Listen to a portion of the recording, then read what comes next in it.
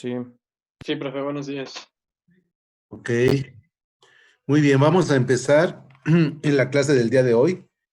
Les voy a explicar el siguiente problema y vamos a abordarlo con la participación de ustedes. Ya espero que estén realizando toda su tarea. Me la van a mandar, por favor, a mi WhatsApp personal, ya se los había indicado. Máximo el día de mañana, porque el examen es el día jueves 3 de diciembre. Hoy empezamos el mes, es día 1, y el examen es el jueves 3, puntual a las 11:30 horas. ¿Ok? Vamos a explicar este problema que está bastante completo para acabar de redondear los conceptos que hemos venido manejando.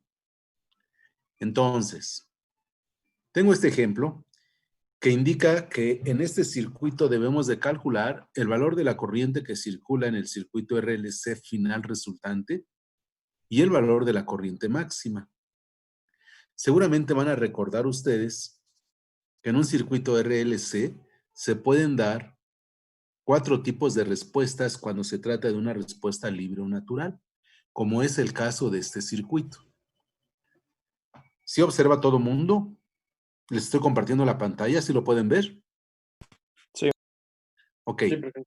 Que para t mayor que 0, este interruptor va a pasar de posición 1 a posición 2.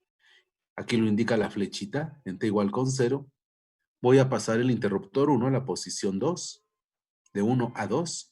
Me va a quedar un circuito RLC, el cual seguramente recordarán, cuando está sometido a una condición inicial, nos da una respuesta libre o natural que puede clasificarse en 4 posibles respuestas: la bajo amortiguada, la críticamente amortiguada, la sobreamortiguada y la oscilatoria.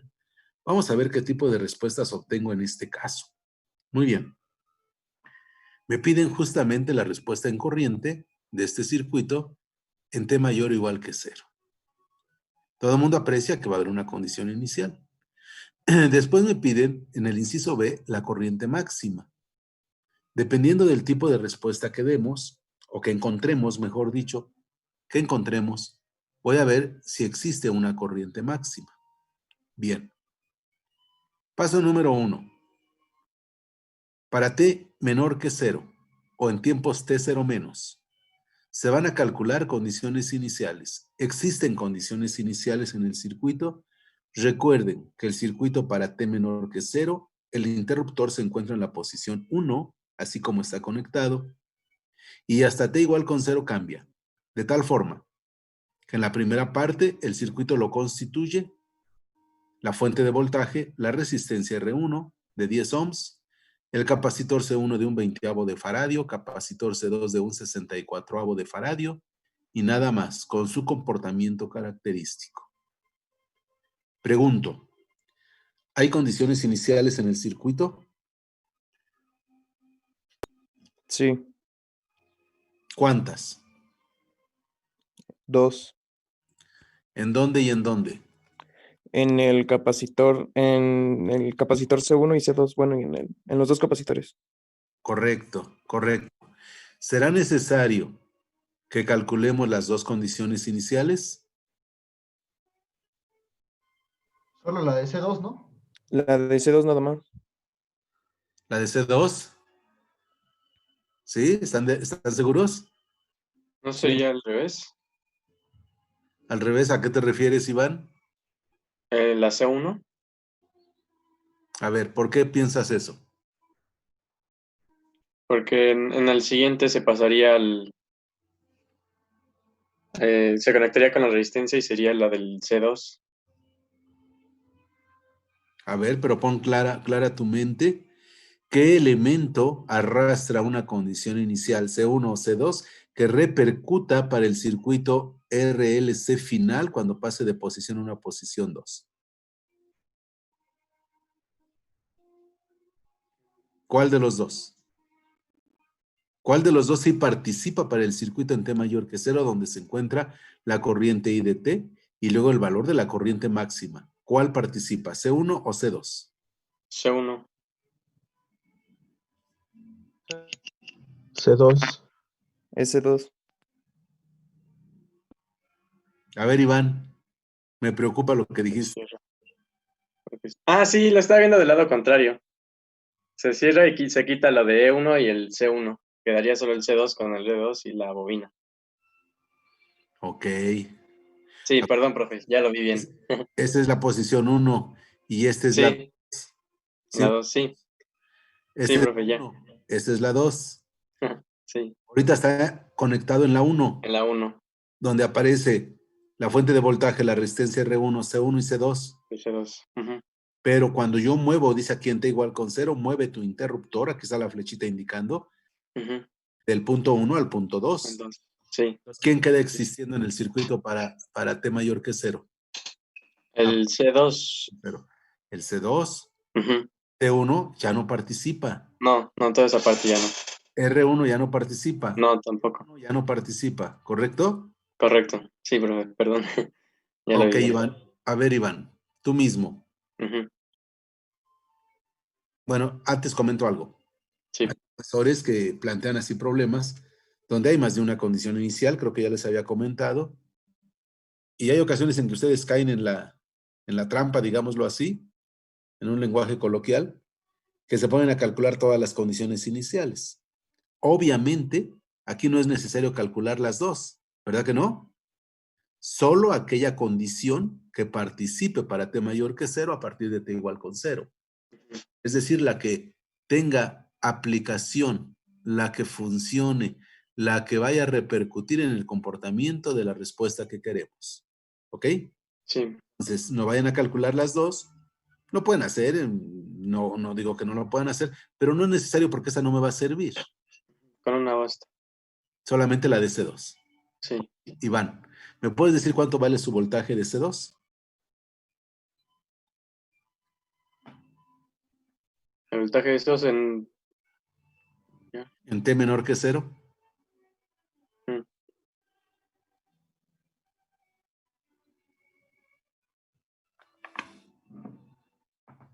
Adelante, Iván. sí. Están abiertas. Pues en primera instancia se tomaría el capacitor, se pasaría a circuito abierto. Ajá. Se quitaría, estaría L1, R1 y C1. C1 también se hace abierto Sí. y quedaría E1 y R1. Ujú. ¿Cuánto vale pues el voltaje en el capacitor C2? 10, 10 volts. 10 volts. ¿Es tu respuesta, tu última respuesta definitiva?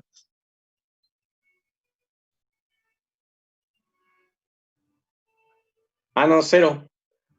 ¿Cero? Sí, profe. ¿Cero volts? Ujú, ¿Por qué dices eso? porque está abierto el circuito. Si está abierto ya no tiene voltaje.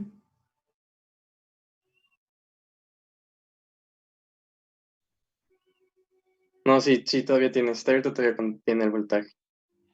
Entonces, Sí, se queda con 10. con 10. Ujú. ¿Qué opinas de eso, Ayala Cruz, Jenny, Jessica? Yo digo que es el mismo de la fuente porque la resistencia no está conectada al abrir el capacitor, entonces se queda con el de la fuente. A ver, un poquito más fuerte porque no escucho. Ay, es que estoy enferma, pues. ¿Estás enferma? Sí, A ver, repíteme nada más lo que dijiste. es el mismo de la fuente porque la resistencia no está conectada. Ajá. Entonces solo queda el de la fuente es igual al del capacitor, porque el capacitor queda abierto. ¿Y C1? Igual queda abierto. ¿Qué voltaje tendría C1? Sería el mismo, ¿Cuánto? 10, ¿Y cuánto C2? 10. Entonces ya tengo 20, Ah, ya aunque entendí. mi fuente tenga 10. Sí, sí, entonces serían 5. 5. Ajá, ¿Y C1? 5 igual. Como buena mujer eres muy justa y les das la mitad a cada uno. Pero, ¿qué crees? Eso sería cuando los dos tuvieran el mismo valor de capacidad. Ah, Ah, sí, es cierto. Y ese tiene un 20avo de faradio y ese es un 64avo de faradio. Y dice por ahí que según el sapo es la pedra. Sí, sí, es cierto, profe. Entonces, Mm, ¿qué hago, Jessy? Sería el voltaje de C2 sería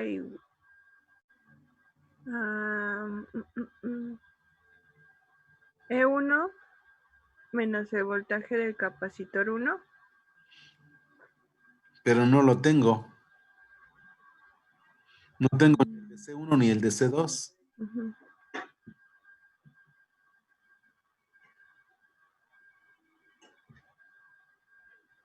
Lo que dijiste es una realidad. Sí, De hecho, los 10 volts se reparten entre C1 y C2, sí. aunque estén abiertos, por supuesto.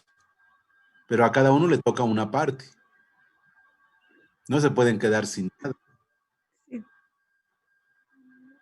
¿Cómo le hago? ¿Alguien quiere proponer algo?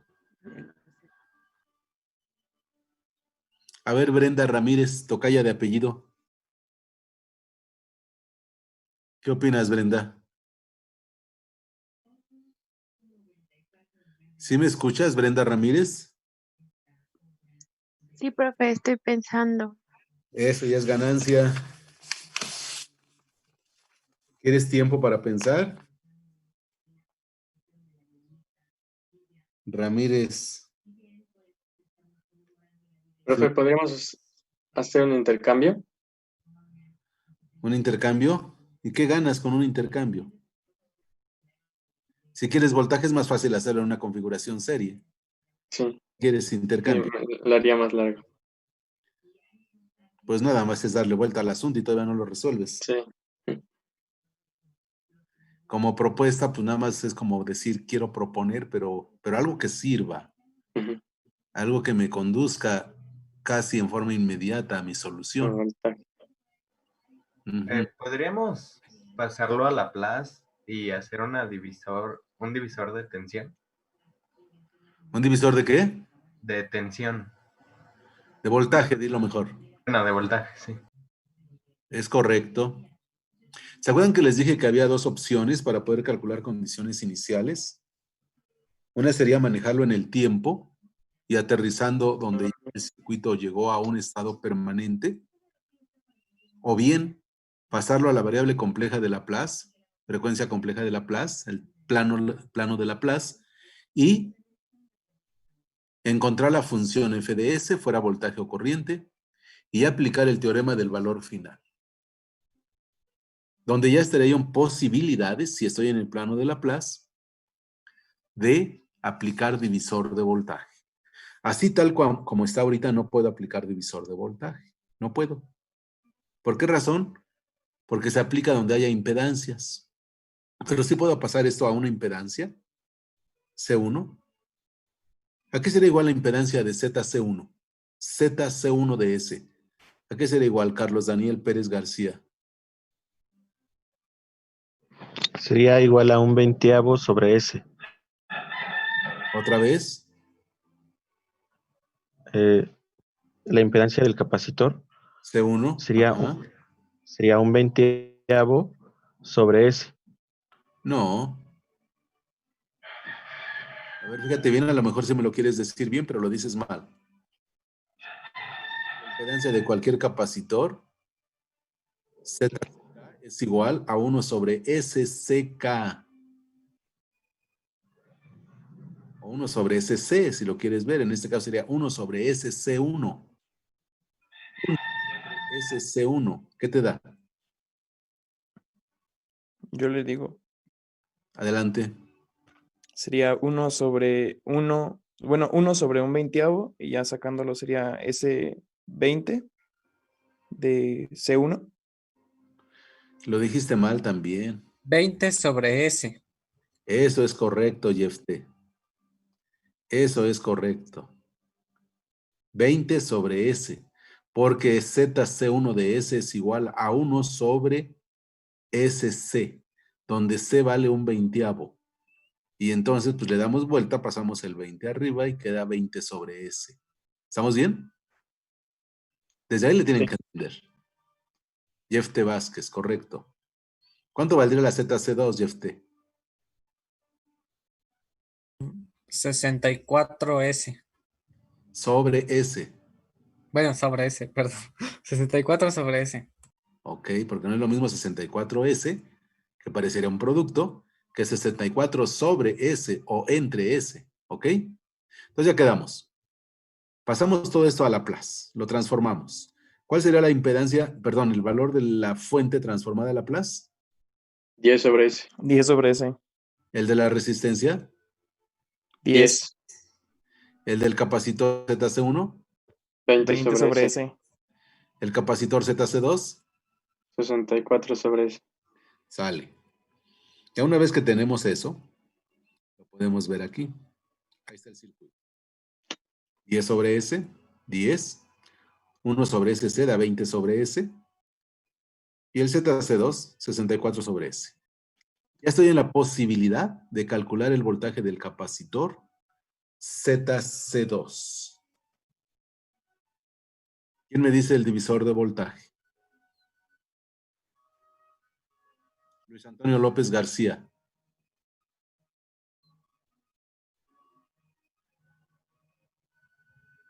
Luis Antonio López García. ¿Sí me escuchas? Luis Antonio. ¿No está Luis Antonio López García? Le ponemos falta. Ayala Cruz, Jenny, tú lo sabes. Profe, Dime por favor el divisor de voltaje para calcular el voltaje de C2. sería el voltaje de C2 es igual al voltaje de la fuente ¿Sí? por el voltaje por C2. No, no por C2, por la ZC2. Por la ZC2 sobre ZC2 más ZC1 más R1, Es que sería correcto. Z de R1. Ajá, y entonces, ¿qué me daría? Esto que tengo aquí. Voltaje en el capacitor 2 en S, como función de Laplace, es 10 sobre S, que es la fuente, por la impedancia del capacitor C2, que es 64 sobre S, entre 10 más ZC1 más ZC2. Y me da esto. ¿Estamos bien? Ok. Hago operaciones. 10 por 64 me da 640. S por S, S cuadrada. Saco un común denominador abajo. ¿Y qué me queda? S que multiplica 10S más 84. ¿Estamos bien? Porque una S de abajo se fue con la de arriba. Y solamente me quedó multiplicando la otra S. S por 10, 10S. Y 20 más 64 me da 84. Multiplicado por S, porque esta S ya se eliminó con la de arriba. ¿Estamos bien? Sí. Sí, bro. Aquí está esta función. Esta función se va a llamar función f de S. Es la función voltaje VZC2 de S. VC2 de S. Es la impedancia, ¿correcto? Perdón, el voltaje de la impedancia. Y puedo aplicar el teorema del valor final. Dice aquí, como se busca la respuesta final, es el estado permanente, se aplica teorema del valor final. Y recuerdan que el teorema del valor final decía que la función f de t cuando el tiempo tiende a infinito es igual al límite de s por f de s cuando s tiende a 0. De tal manera que digo que el voltaje en el tiempo, bc de 0 menos. ¿Por qué digo que es bc de 0 menos? Porque es cuando alcanzó el estado permanente el circuito y se ubicó su voltaje total final en el capacitor C2. Es igual al límite de S por f de S. ¿Quién es f de S?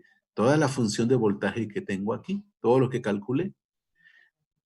Cuando S tiende a 0, aplico. Esta S con esta S la elimino. ¿Correcto?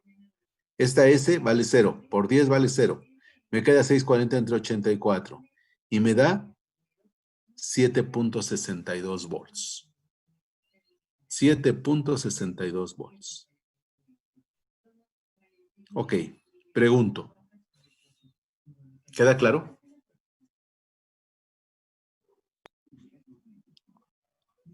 Jesús Quijada Reséndiz, ¿queda claro? Quijada Sí, Reséndiz. profesor. A ver, Aquí está. pregunto. Si ya te quedó claro, ¿me puedes decir sin mayor averiguación cuánto valdría el voltaje del capacitor C1 en ese momento, en ese mismo instante? ¿Cuánto valdría este voltaje de ZC1 para tiempos T menores que 0, cuando alcanzó un estado permanente el circuito? ¿Cuánto valdría este voltaje? Sí. Permítame, dejé el cálculo. También se usa un divisor de voltaje. Y ahora es la fuente por la impedancia de C1 Sin hacer sobre nada de eso, sin la hacer nada de eso. resistencia más la suma. Sin hacer nada de eso, nada Ah, más bueno, con ya. el tantiómetro. Pues sería los 10 menos lo que nos dio de resultado, ¿no? Así es, y te daría más o menos, ¿cuánto? Ah, me dice el resultado que salió en 7.62.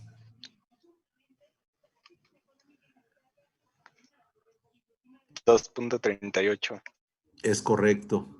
O sea que la suma de voltaje de C1 y el voltaje en C2 me tiene que dar 10 volts, el voltaje de la fuente. Es lógico, ¿verdad?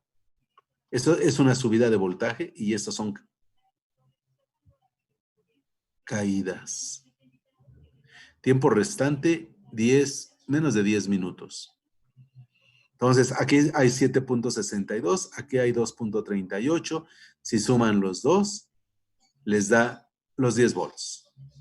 ¿Cómo podríamos rápidamente aplicar el divisor de voltaje para ZC1? Sería 10 sobre S por 20 sobre S, lo cual me da 200. Y lo demás del denominador queda igualito. ¿Qué les da 200 entre 84? ¿Qué les da 200? ¿Cuánto? 2.38. Es correcto. Ok. Entonces, esas condiciones iniciales ya las pudimos calcular a partir de transformar el circuito a Laplace, hacer el divisor de voltaje ya en Laplace, porque es válido hacer cualquier tipo de operación en el terreno complejo, y buscar el estado permanente a través del teorema del valor final. 7.62. ¿Queda claro? ¿A todos les quedó claro? Jeff T. Vázquez, te veo pensativo. Dice que S tiende a 0.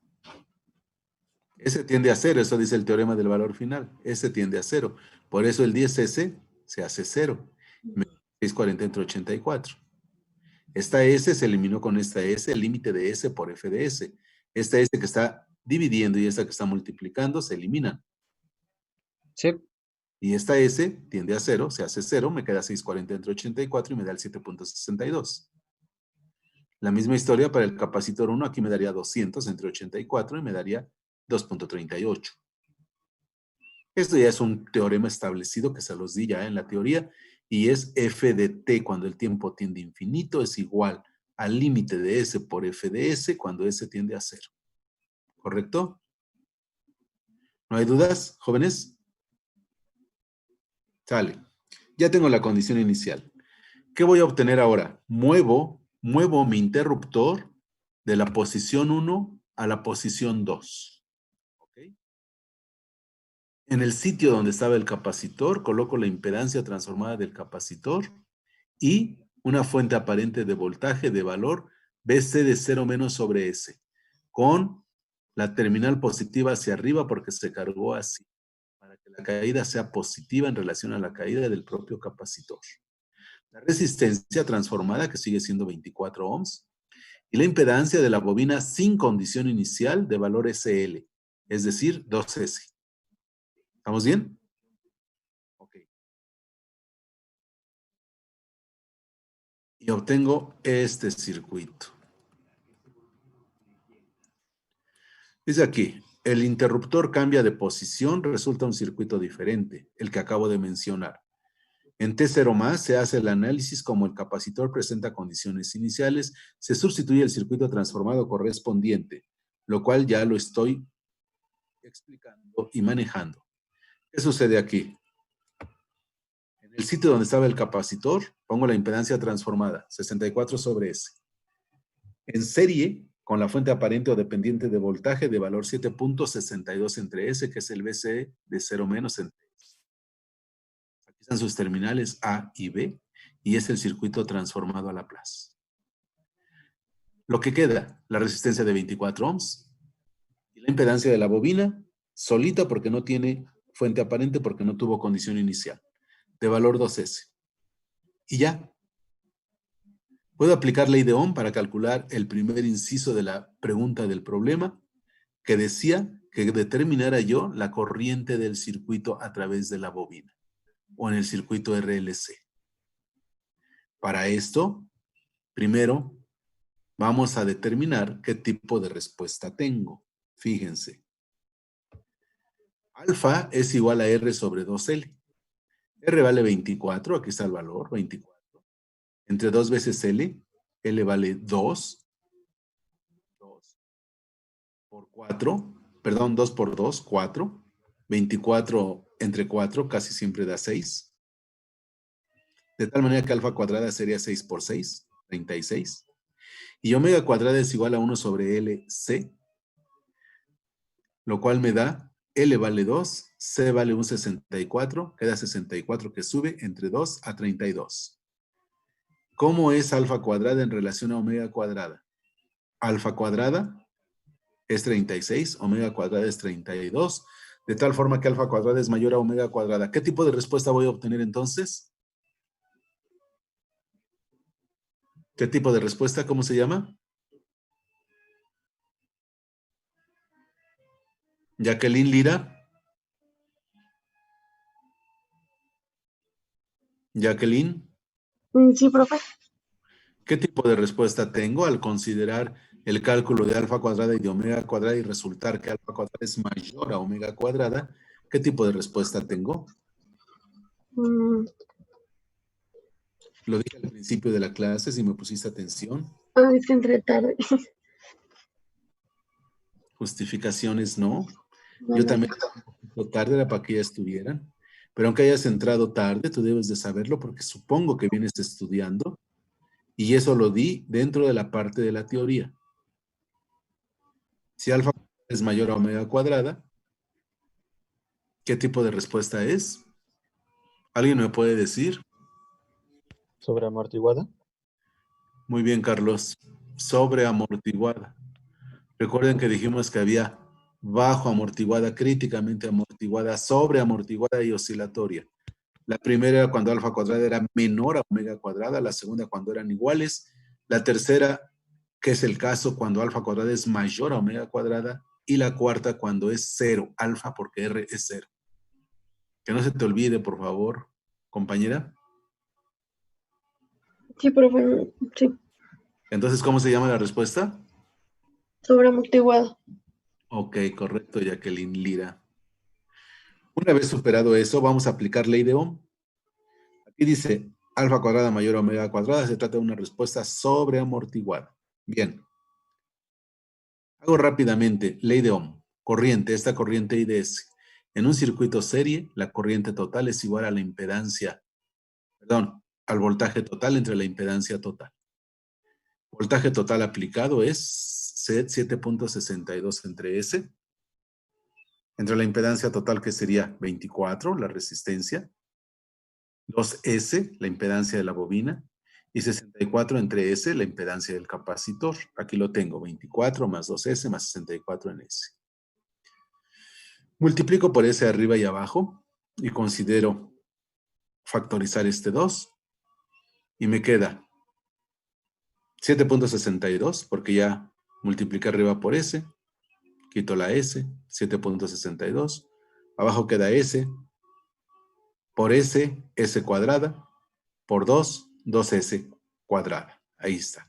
La otra, 24 por S, S, y como lo pongo por 2, es 12S. Más S con la S se elimina y me queda 32 por 2, 64. 2 por 32, 64. ¿Están de acuerdo que este cociente me dio esta función racional propia? ¿Estamos bien? ¿Todo el mundo le entiende cómo pasé de aquí a aquí? Claudio Figueroa, Sí, profe. Ana Karina Villanueva, Sí, profesor. ¿sí le entiendes? Ok. ¿Qué tipo de raíces tengo? ¿Es una función racional propia? ¿Están de acuerdo? Sí, ¿verdad? Porque es menor el grado del polinomio del numerador que el del denominador. Muy bien. ¿Es función racional propia? ¿Sí o no? Ana Karina. ¿Sí es Sí, ¿no? propia? ¿Sí o no? Sí, ¿no? ¿Me Bueno, preguntas sí. o me contestas? Sí, le contesto. Entonces, esto no es sí, ¿por qué o no por qué? Que el numerador es menor al denominador. ¿En cuanto a qué? Bueno, es que ya me puse a pensar porque ¿Por qué, Ana Karina? bueno,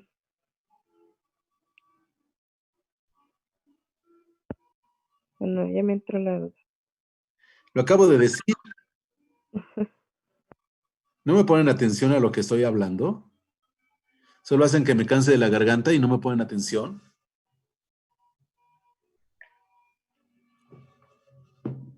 ¿Quién me dice por qué?